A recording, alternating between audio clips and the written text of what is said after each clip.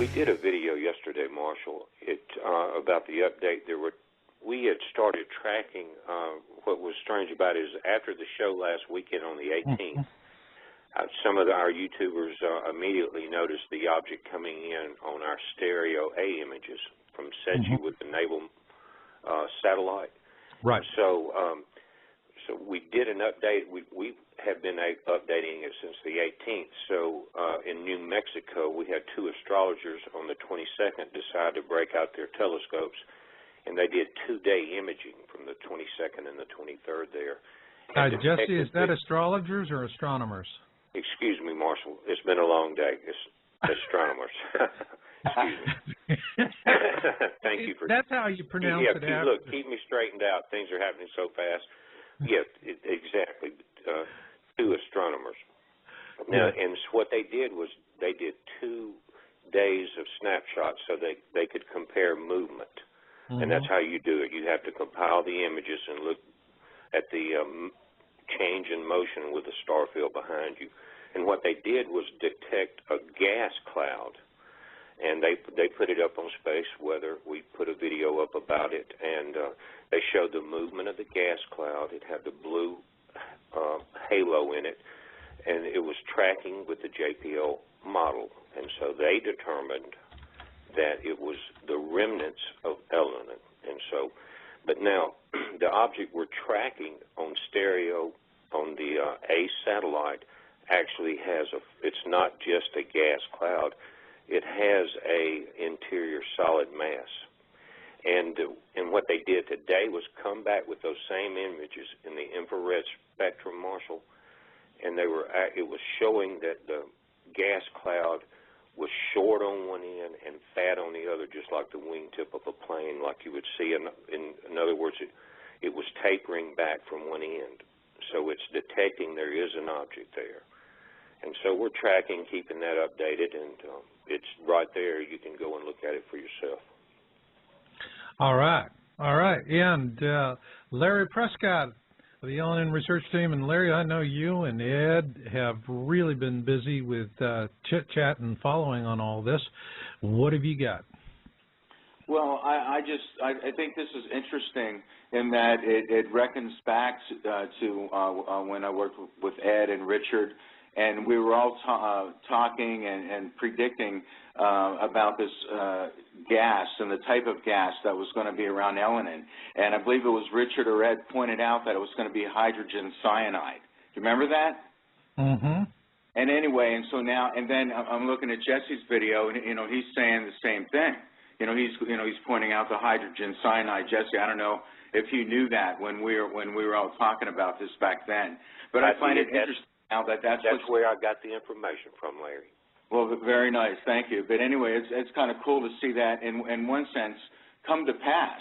And now the other thing it's kind of interesting to see if it happens is what Jesse was referring to in the electrical nature of it. That how if it could illuminate not necessarily a big explosion, but an illumination. And I'm just kind of curious if that might be a bright blue. But again, we'll see. But the most interesting thing I want to throw out real quick, guys, is that I just find it so interesting that on November 8th, that asteroid comes within, 200,000 miles of Earth, like within the moon orbit, and just kind of like no fanfare or whatever. YU-55? There's not much fanfare on any of it, Larry. If you don't go to YouTube, and listen to you guys or go to YouTube, there's no fanfare about it at all. And what you pointed out was it's 0.9 LD, the comet is. That's less than 1 lunar distance. And when you get within that distance, when you're that close to Earth, the gravitation of Earth has a tremendous change on the projected path. Well, that doesn't make me feel better.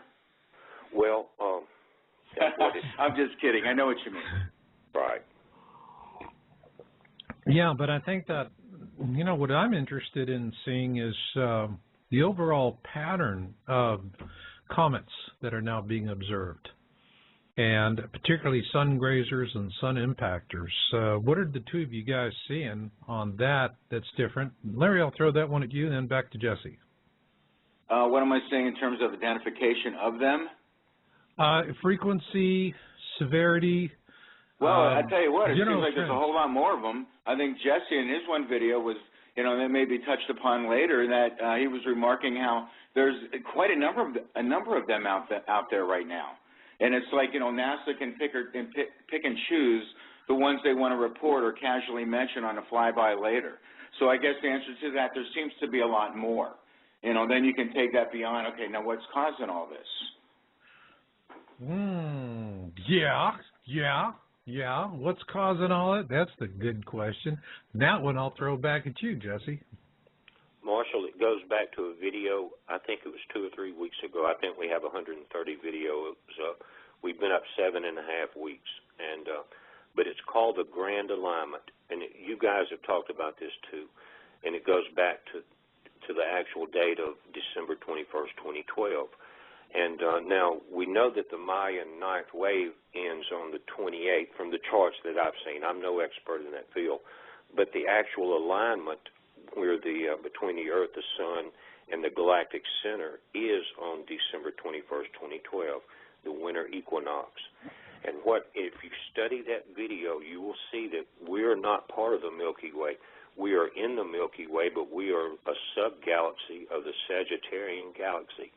We're colliding at an opposite angle with a wing of the Milky Way. And if you remember, the scientists took a infrared telescope with cameras with it was a real high, like 20 millimeter or something, and they mapped all the stars in the Milky Way trail and in our area in the infrared spectrum. Mm-hmm. Then they put the data together and made maps. I put their map on the video called the Grand Alignment, and it's like two saw blades coming into each other at different angles. When you see the video and those images, I don't see how we're even here now. There's so much collision going on that it will blow your mind. Just take a look at that video. That's going to explain why we're having this extra bombardment, and it's also increasing what I call galactic heat or solar heat. Mm-hmm. Friction does that, and as you come closer to these objects, then they're combining heat, so we've got multiple forces at play, but this grand alignment, I think, is the key to the whole thing. Even more so than anything else we've been looking at, Planet X, Comet Elenin? Well, no, it's the cause of all of that. Okay. You see what I'm saying? If you look at that video, Marshall, and any of you guys out there, you will be amazed at why we're even still alive. We're coming in such a stream of debris. Yeah. It's amazing. The hand of God is over us. And, I would say that there's a good case to be made for that. If there's one thing that I learned is that we do have friends out there. We may not think of them in the way that we would normally think of as friends, but one of the things that really became apparent to us, especially we were doing channeling research, was there are a lot of races out there. The only way they can connect is through this mental telepathy of sorts. And, they're rooting for us. But I think that there's also, you see an awful lot of these other websites out there that are talking about there's active participation. I mean, classic one is Zeta Talk with Nancy Leader. And she's out there channeling the Zetas all the time. But I mean, that's kind of hard to say. The Zetas told her Planet X would be here in 2003, and we missed the boat on that. And I remember having her on my show, and she said, well, they did it to trick George Bush into launching the Iraq War so that it would drain the economy. And the funny thing is when she said that, I mean, it was maybe back in 2004, 2005, and I remember when she said that, I was going, boy, that's a real stretch, Nancy. That's a real stretch. I'm thinking that. But, it kind of played out that way, fellas. What do you think? Oh, yeah. What do you think, Larry? Oh, yeah. So, what is in terms of the Comet Elenin saga, all right, I mean, I saw, Jesse, you had on your YouTube channel, you did a video on we're going to be passing through the gas tail, and you were concerned about it because, I mean, it's a deadly toxic gas. But the question I have is there enough concentration to be a genuine concern? Well, Marshall, we don't know that. We don't know it. We just got that information a day and a half ago. Mm-hmm. I mean, they confirmed it, and so all we can do is speculate. Now, in the beginning, what they were talking about was with the blue glow as Elenin was incoming. Mm-hmm. That they can determine by the color the type of gas. Mm-hmm. And if you read back on blue and on the cyanide, that's what that comes from. Oh yeah, no, So, we documented that in our video, and I will say that, Jesse, that is a legitimate concern, because when Halley's Comet passed through, I think it was 1910. That caused quite a lot of panic, because it had only been a few decades that they had the ability to do that. All right, the spectrometry, and so when they found out that Halley's Comet had hydrogen cyanide, I mean, people were panicking. They were buying the very most early versions of gas masks in those days, Comet pills. There were songs about "I'm going to die when it comes," and people were having let's die with Halley's Comet songs. I mean, that's really cheerful. And so there is there was really genuine concern, but it passed by. There was no concern for us. Marshall, some of the things that are different now, if I can point them out, is that we have the largest hole in our upper atmosphere ever recorded. Okay? Mm-hmm. The shields are down. That hole is larger than the continental United States. Last night, we had a solar blast that struck our atmosphere. On the Boulder K index registered, I think it was a 7 or maybe a 6.5, but it was a 1.5 higher than that when you looked at the final models. There were red auroras in Alabama and Mississippi. We've never seen them here before. Red indicates the strongest type. Normally you have your blue and green shades. Mm-hmm. Red is the strongest type of energy when it penetrates. We also had a compression of our atmosphere from it. If you'll look at the latest video I did this afternoon after the show, it's called Elenin and the Two Nephews. You'll see the compression effects. The video is from NASA. It's amazing. It's the 2-day-old SETI images of this, and as it approached Earth, and as it approached our atmosphere, and it's what we're so. You've got that. Now, people have asked, why is this the 28th important with the alignment of Jupiter when we do it every 11 years? Well, this time, what it is, Jupiter is not in a perfect circle in its orbit. You see what I'm saying? When it's an elliptical orbit, and the difference between its closest approach to Sun on one orbit and in the orbit now is 50 million miles. Okay?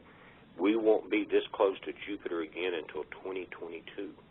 So you've got your solar flares, our shields are down, we've got the magnetic pull of Jupiter dealing with. Now, there's a possibility, and Phoenix 3333, one of the YouTube guys, Marshall, that I think he called in on the last show, is real sharp, and he's talking about a binary twin to our sun. And that's why we're seeing the images as they appear on the SETI HI1 images. If you look at the reverse gray ones and the tail that's on this thing that's not visible, it makes a lot of sense to me. But our shields are down. It's our closest approach to Jupiter. We're in a solar maximum. That's why it's all different. So that is all right. All right. Well, I have a question for you. Yeah. So, Jesse, do you see that as having a connection to the Mount Etna eruptions, the Turkey earthquakes? I mean, for the longest time, there was all this speculation that Elenin or something near it. I mean, is it a type of geomagnetic effect or something that something external, though, that is manifesting in what's going on the Earth. It's a combination of things, Larry, and none of them are good. You've got, we're in our solar maximum, our shields are down. Now, you've got to understand the way the Earth heats up. When we receive energy from the sun, we receive it as high frequency. The waves are real short and real powerful. If you look at them on a sine wave, like on an oscilloscope, they can penetrate the upper atmosphere. The Earth and the surface of the Earth, the oceans, they absorb this, and as it's released slowly in a low frequency or slow wave pattern.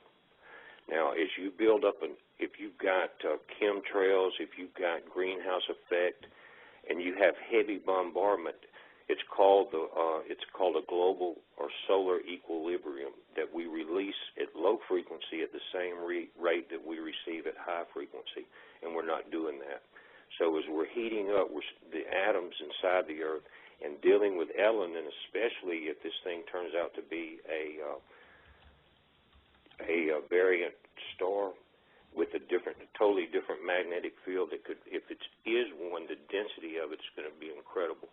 But we're dealing with it on that level also. So if we're dealing with Jupiter, we're dealing with solar maximum again, and this heat is exactly, the magma is rising, and if you notice in the northern hemisphere, Jupiter is in the northern hemisphere at night. It's the brightest star in the sky, and that's where our big quakes have started from Turkey, and they're coming around.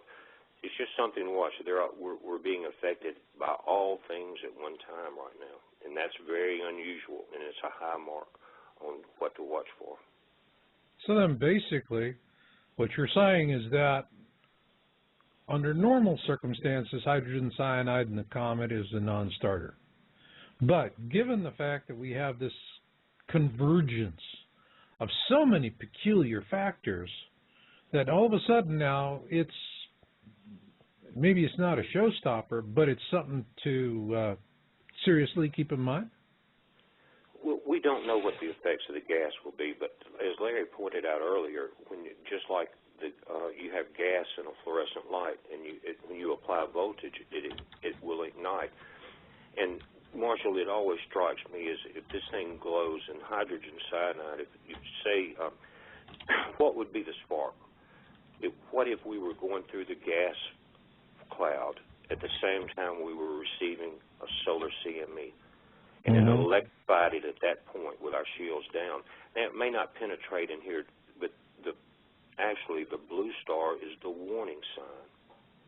And what if everything in the sky actually just started glowing blue and we were having these giant auroras? I think it would open a lot of eyes, and that's a possibility. So it's not that just that it could come in and as hydrogen cyanide and kill everybody on Earth with the gas from it. It's what are we? In other words, it's the show. It's the show. It very well could be. Isn't that what you guys talk about? Yeah, Larry, this was right up this is up your alley. Take it, man. Hey, Jesse. Yeah. Let me follow up with you on this because, this is kind of deja vu for me. One of the things that we also kicked around on this, that, again, we were speculating, and I never realized how on target we could have been, is do you know if this hydrogen cyanide cloud will have a polarity? And if so, what is it? Well, listen, today, if you'll look at the updated images, and they're on spaceweather.com. You got to give them the credit. But from the New Mexico astronomers that took the images, again, they did them in the infrared spectrum today, and they posted those.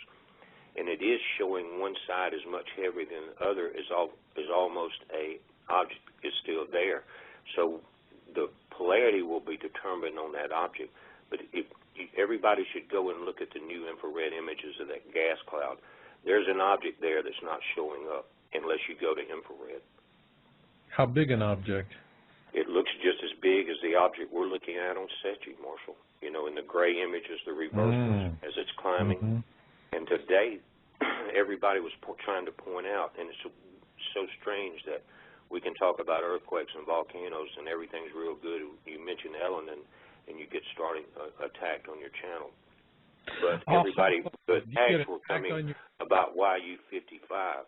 And in the video that I posted before the show, it's called Ellen and the Two Nephews. We point out that it's nowhere near the track of YU-55, and it now has curved left coming back over Earth, just like Ellen would. Hey, Jesse. Yeah. What do you think? I mean, I copied you on that one email, that link I got from JPL, and it showed YU-55 coming in, and it's like amazingly they're saying, yeah, it's coming in inside moon orbit, and it looks like it's not. I mean, it's one thing passing inside the moon orbit, but it looks like it's not passing that far from the moon. Is there a level of risk there as well, or is that unwarranted?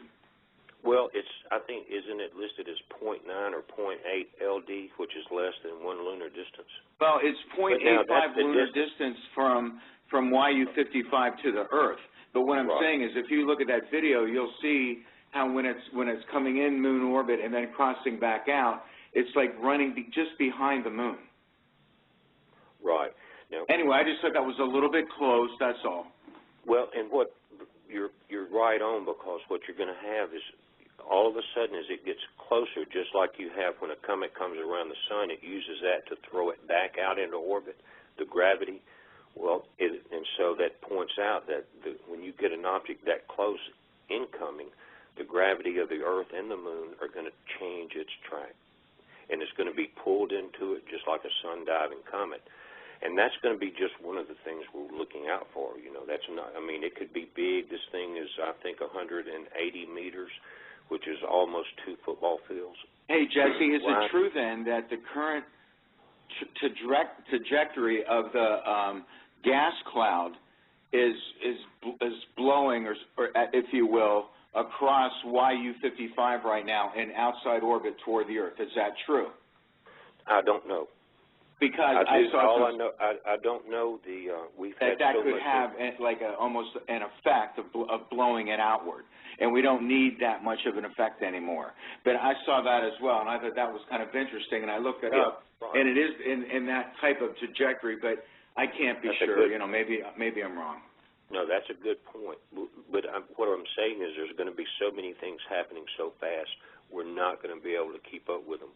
So we just yeah. Oh, boy. Oh. There's no way. I mean, we would have to have a 20-team staff on a cable news channel, live 24/7. But it seems like an amazing congruence of events. It's almost like it's scripted. It's just weird. Well, we're that generation. And a lot of people know what I'm saying when I say that. We're the last generation. Hoorah. So, you know, what can you say? That's what the Bible says. Well, I mean, look, there's a lot of prophecy that converges on these times. And, boy, that's one thing that I have seen over the years, and it was really stunning for me, especially in the early years when we were doing this, was because prophecy was the last thing I turned to.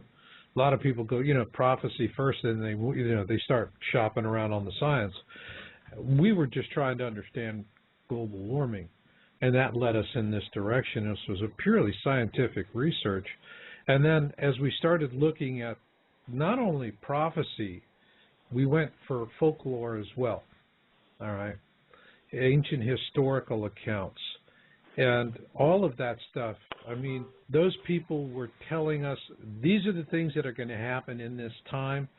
One of the things they definitely always have said is that it's going to this object's going to sneak up on you.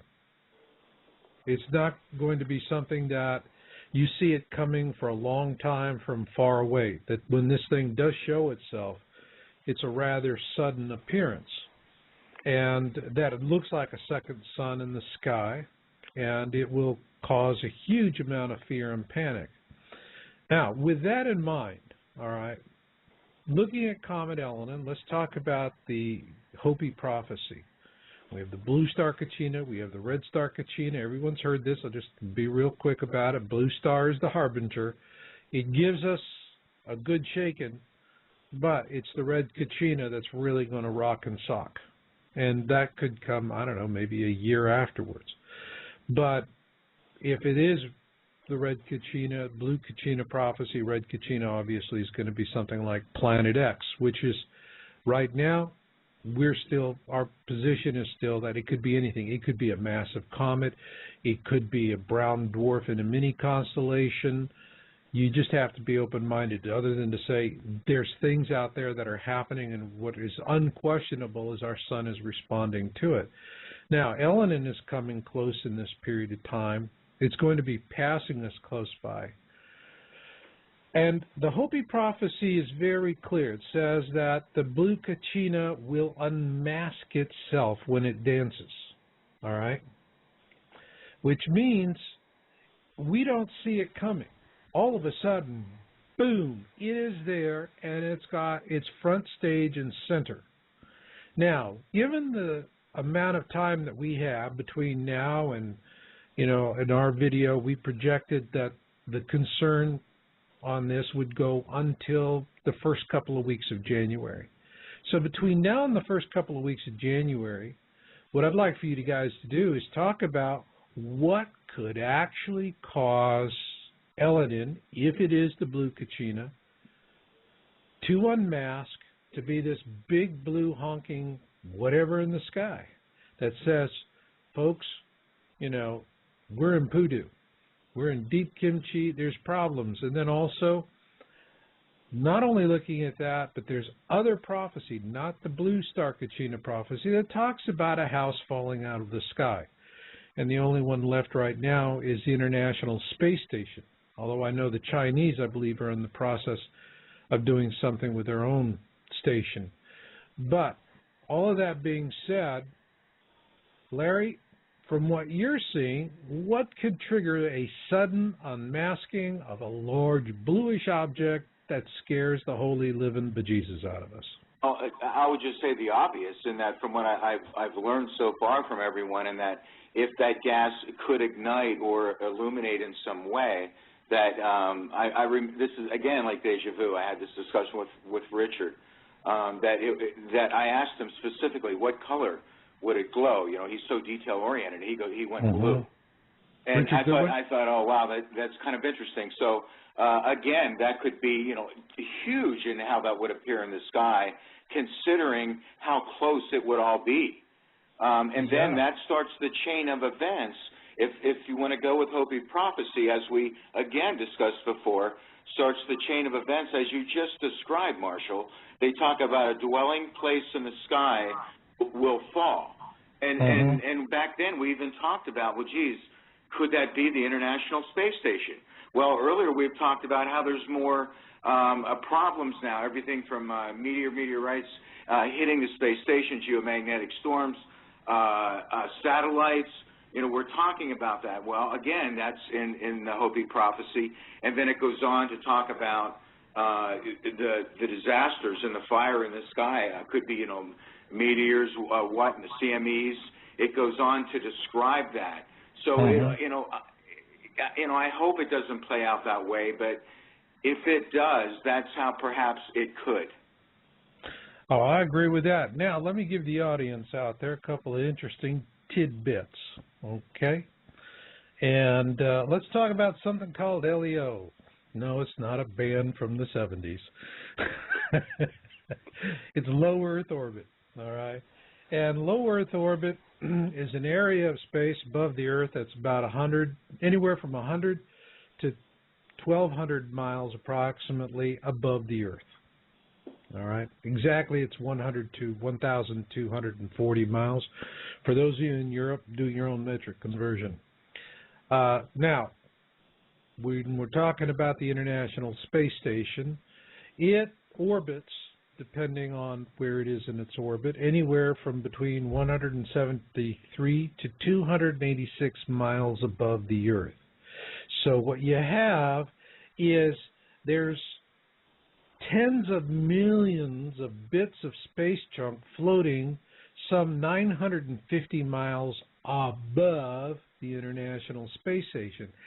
Out of that tens of millions, maybe there's 5 or 10% of that of objects that are, say about 4 inches in diameter approximately.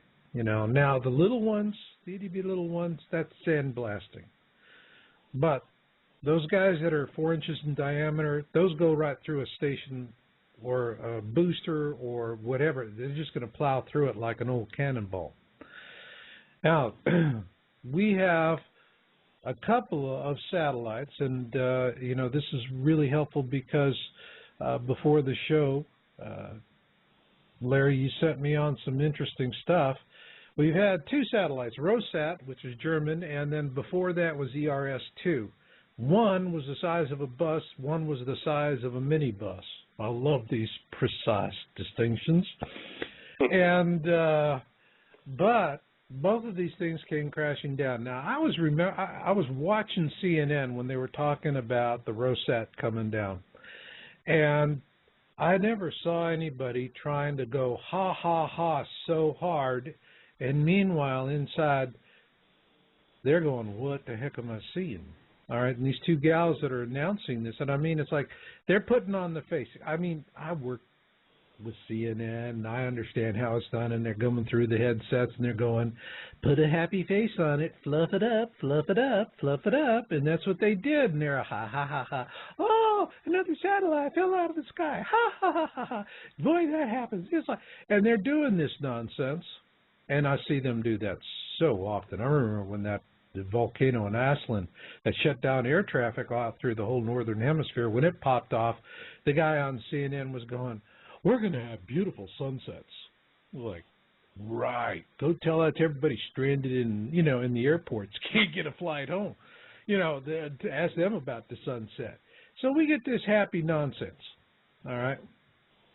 But we've got a lot of junk up in space. Tens of millions of pieces, anything from the size of a grain of sand all the way up to big honking boosters and whatnot. And the space station has got most of all of that junk on top of it. Hey, Marshall, is that still manned right now? It is still manned. And, what they said was that they were planning to possibly deman the station in November. Then they came back and said, well, maybe December and this and that and fidge and fart and fidge and, whatever, they're going back and forth. It hasn't been demanded yet, although I think when the time comes, everybody's going to scramble for the Soyuz capsules, and that's it, We're bailing out. Goodbye. But we got this comet coming in. Let's kind of pull these other facts. It's loaded with hydrogen cyanide, which means it turns into a big blue flash bulb that goes off, possibly, if it ignites. We've got a weakened magnetosphere. Plus, we've got all of this increased solar activity, and we've already had a whole lot of stuff that's fallen out of the sky, a couple of huge satellites, namely. And, I mean, even the smaller one, it had a 1-ton reflector dish, which would definitely make it through the atmosphere and hit the Earth somewhere. And so, they're all, gee, we're lucky. Isn't it nice that 70% of the surface is water? I'm sorry, this is just not the kind of game I like to play. But with all of this, I want you guys to walk me through a possible scenario between now and the end of this year where events will compile, come together, converge, and we could see an unplanned deorbit of the ISS, the International Space Station, just on a guesstimate, guys. And Marshall, let me address a question that Larry brought up about how the possible ignition of the gas that may cause the blue star Ticino. Now, you got my underlay? Okay. Now, just picture this in your mind. The Earth is passing through just maybe the tail end of the gas cloud, right? Just close enough for ignition point.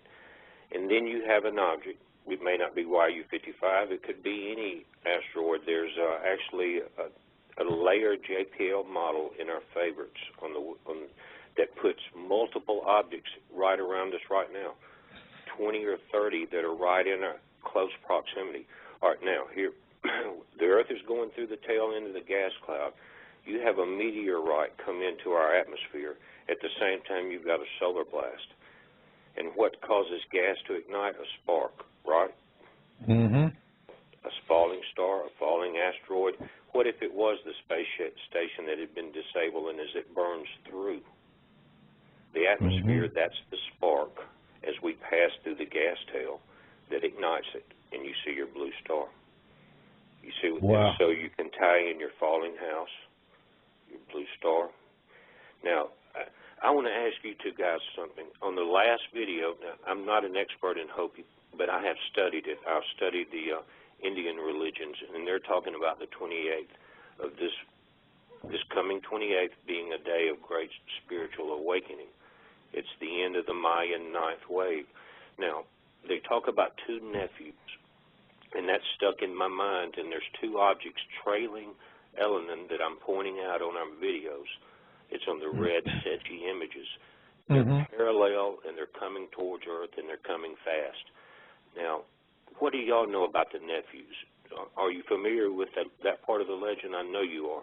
Well, actually, what are the names, Jesse, of the no two one's objects? naming them. And look, Larry, no one's naming them, and so what I've learned to do is throw out what I feel inside, and I'll either get shut down or I'll get informed.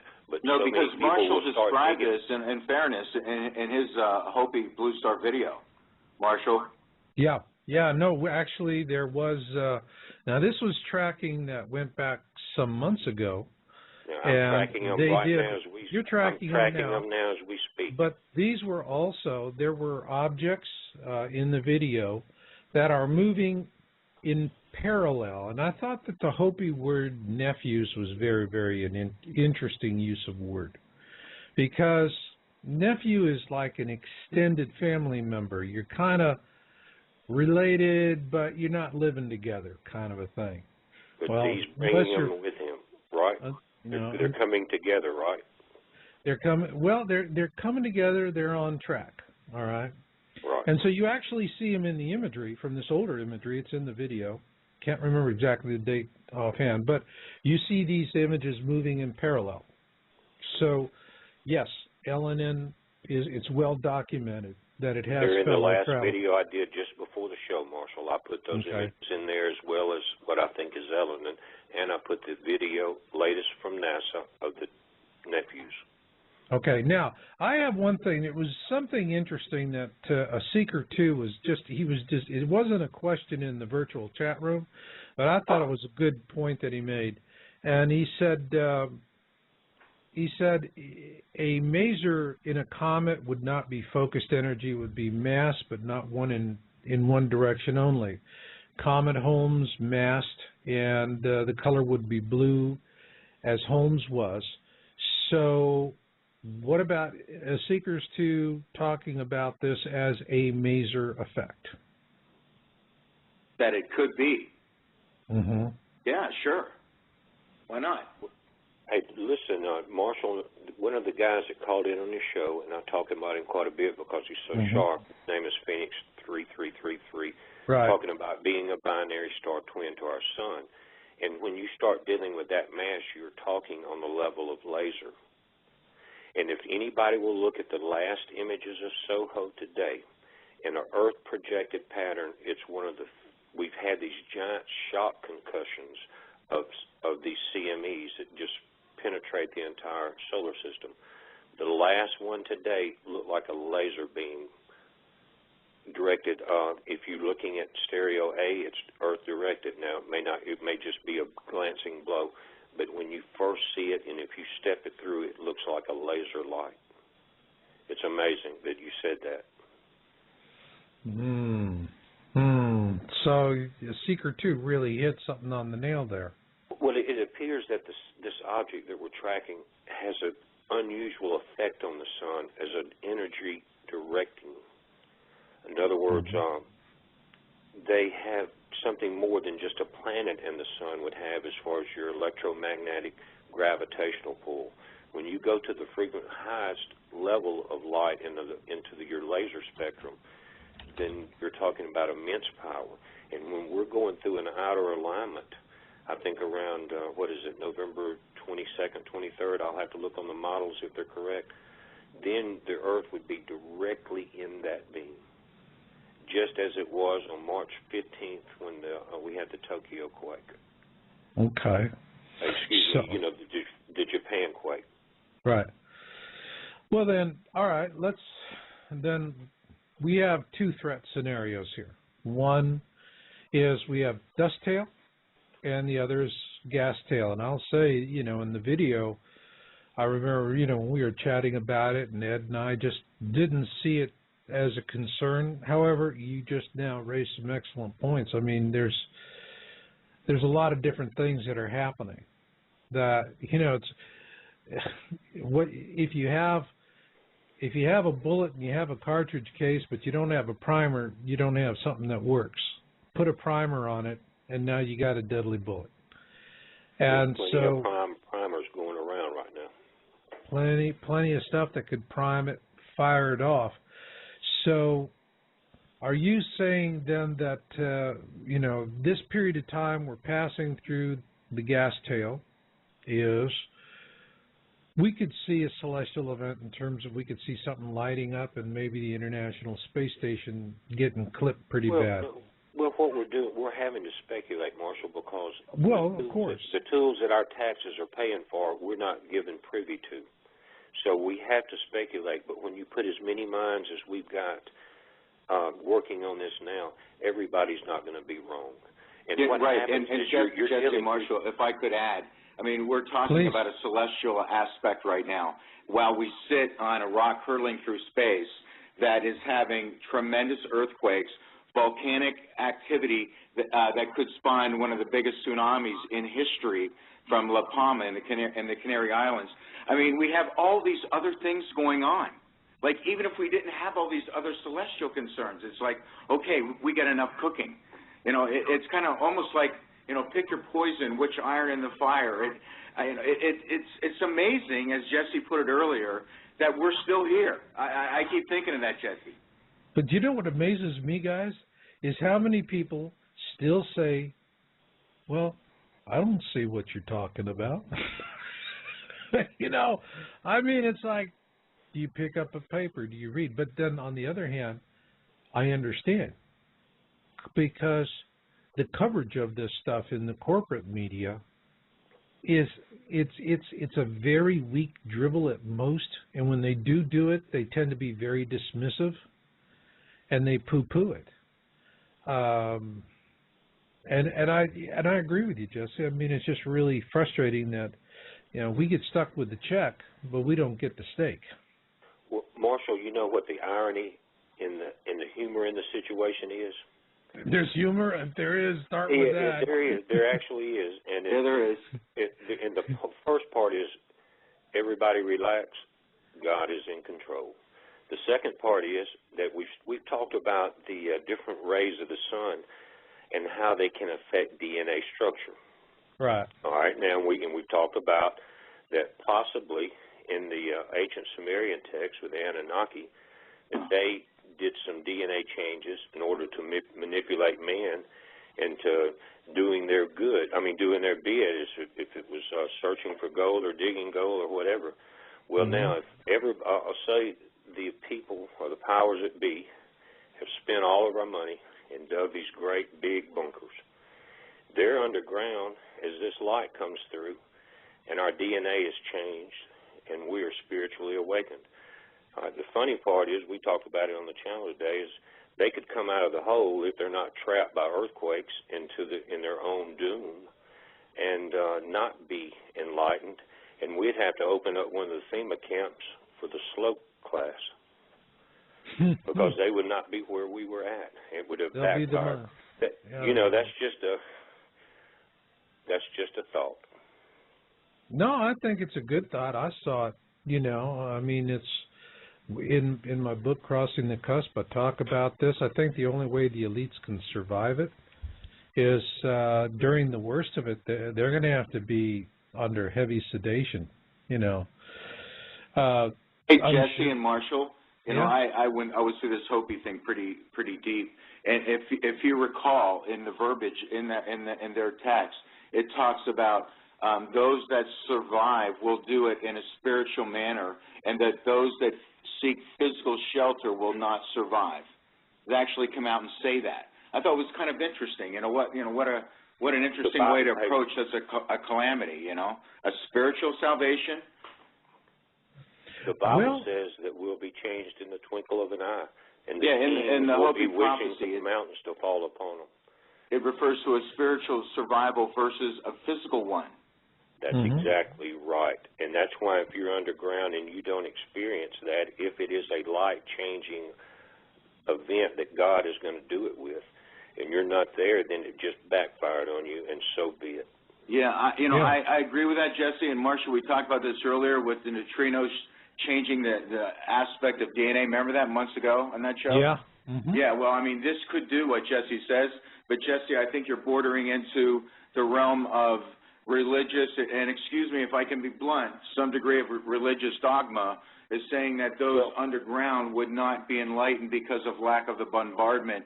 I can see how that physically might be true, but I think that it is kind of like severe speculation. It is severe, but when you're dealing with in the unknown, Jesse, it could be a possibility, is what I'm saying. Yeah, it is speculation. Guys, let me jump in here. Let me jump in. Okay. All right. I don't think it's speculation, Jesse. It's history. Let me explain to you. I published the Colburn Bible, and this is the reason why we found this book. And my expression, destiny comes to those who listen. If you're just telling the universe, throw me a bone, I'm going this way, it usually does. We were vetting Zechariah Sitchin, all right? And when I first came to it, it was like, well, it's translation, it's ancient Sumerians. Give me some hard data. And, the answer came back, shut up and read it, all right? And that was from my other researchers. So we're doing it. I said, well, if we're going to take Sitchin seriously, we have to corroborate it. There has to be some other folklore besides Sumerian that has detailed accounts of this object. The Egyptians and the Hebrews. You read the Old Testament, the first 5 books, that's the Torah, the Tanakh, and you read the Torah, and it is describing an object called the Destroyer. The Egyptians called it the same thing, the Destroyer. Now, depends on which eschatology of Christianity and which book, Bible you're going to buy and the translation in it. Some of them will translate it to Destroyer, others will use other terms, but it is Destroyer. The Egyptians call it that very clearly. Now, here's what they said, is that the process is what they labeled the Great Winnowing. And I described this in real depth in Crossing the Cusp. And I was very impressed by what the ancient Egyptians were saying, because they said the folks that survived this, very specifically, the stout-hearted will not go down to destruction. All right?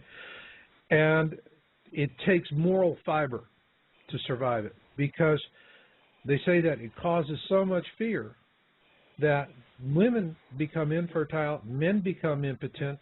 In other words, we stop reproducing. I don't know about women. For guys, we really got to be scared before we stop thinking about that. Real scared, okay? Super scared. But the other thing it says is that they just drop like flies. The people, literally, the fear wells up in them so badly that they just die from the fright. Now, the funny thing was I got corroboration with that. We did a whole lot of research with channeling different sensitives, different entities, and we had a protocol. We tested on, we vetted them, and we had vetted sources. And our process was very simple. We said, give us, an event, a weather event 6 months out. And they were just like nailing it every time. They'd say, yeah, you're going to have a typhoon. It's going to go this way, then it's going to go that way. Sure enough, exactly when, where, what they were saying, or here's your hurricane season for next year, exactly the way it played out. It just stunned us when we would go back into our research notes, and there was our vetting data, and that, the call was made. So you can find somebody that's that accurate on television to forecast an event 6 to 12 months out. I sure would love to know so I can tune in. But the thing here is that these guides were very clear. What they told us, and it wasn't one or two or whatever. I mean, we heard this again and again. We didn't look for, one of the things in the protocol, no one single voice was omnipotent. Somebody says, I'm the only answer. We say, and, we know where the door is. Bye. The other one was we look for trends, all right? Not specifics. And what we're specifically with trends, we wanted what we call the drum beats, things that kept coming up again and again and again and again. I don't care how they explained it, but they always were talking to the same exact thing. And then the third thing we did was we used cross-reference questions to make sure that we didn't have channel filtering from the sensitives, because maybe they were just, didn't want to relay some of the information that they were getting, or they would change it a little bit. That usually happens when it's like, Uncle Harry didn't bury the money in his backyard. He spent it. What? I'm going to kill you. People freak out when they get the bad news. What they said when we asked them about, what about the deep underground military bases? Oh, they know all about that. All right. And they said, they're not going to do any better under the surface than you are above the surface. A lot of those deep underground bases are going to be crushed because of a pole shift.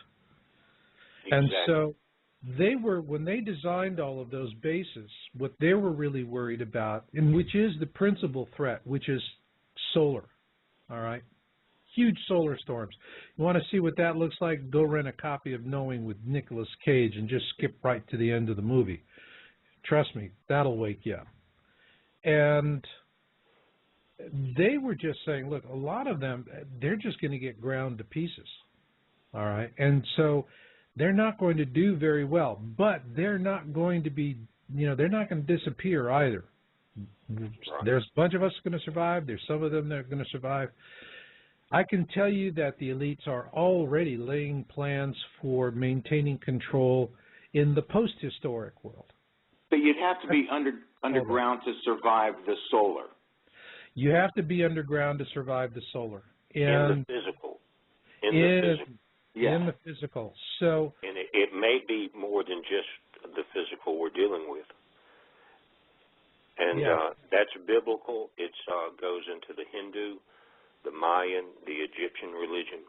I'm a Christian by faith, and I deal with the Bible, but I never close my eyes to the rest of the world. I collect data. And if you use the knowledge that God gives you, you can discern when someone's giving you, when they're trying to shoot it to you. You can tell. God gives you a discernment that will allow you to filter. But there's things in every religion in this world that you need to know. And when you put them all together, you come up with a plus sum. Yeah, Jesse, I know, and without, going down this road of religion, I was raised a Baptist, very strong religious upbringing. But as I grow older and read and learn more, I realize how things often are not as they appear and are often far more revolutionary than what may have been in the Bible, like whether there were books left out, whatever. But, I mean, this universe is truly remarkable, way beyond, my imagination or what I was taught growing up and, in religion. So sometimes when certain things are dictated to happen or around something else, I don't want to say I don't believe it, but I'm just saying, yes, I heard it, and I like to stick more to a science aspect of it.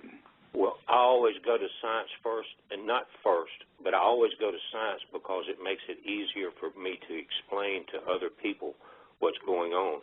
But I go to God first because He's never been wrong, Larry. And that's why you have the credibility you do online. Well, I'm just saying that, I would never, I've been wrong, but I would never intentionally mislead anybody. Oh, but I know. I do go to God first. But when I was in college, I studied world religion. I read the Bhagavad Gita, the Hindu Bible, and different religions from around the world, and I gained a great amount of knowledge from all of them. Okay, Jesse, then let me ask. God created the universe that we're studying, Larry. And but do you believe that aliens created us? Yeah, but God says in the Bible, is it is an honor for man to study my mysteries. So I'm So giving you buy him into credit. that aliens created us? No, I said God created us. Well, you know, there's I'm not saying that there was not a DNA interference in the process. Okay, I'm not saying that. That's but fair. I'm saying God created us initially. Well, God creates everything, and yes, what That's right. was a That's DNA right. manipulation Right. to make us But I am a humanoid. science head now, and I love it, and I always have, and I always go there first, and it gives you documentation in both hands. Well, I think we as a species are part alien. We are aliens. I mean, I tell you what, if you boys ever really experienced gold fever, I had it. When I was a young man, I knew what gold fever was like. I know where you're going. And I'm telling you something. I do not know how it is that we as a species could have, come from apes and this, that, and the other thing. And we don't think of bananas more favorably than gold over bananas, all right? I've had the gold fever, and it's very unnatural, and it's very intoxicating. I mean, it's more powerful than sex drive. Now, that is something that has to be engineered in. So, yeah, I do put some credence in the whole theory that we do have extraterrestrial involvement, but I don't give a damn about all of that because it's here, it's now, it's our planet, we're working the claim, okay? Yeah, that's right. it. Yeah, We're but Mark, working shall I the bring it claim. up if what's happening is within the context of something else, Mm-hmm. you know? Yeah. And so, I mean, this just raises all the questions. And I think, we're at the top of this hour now, guys. And so...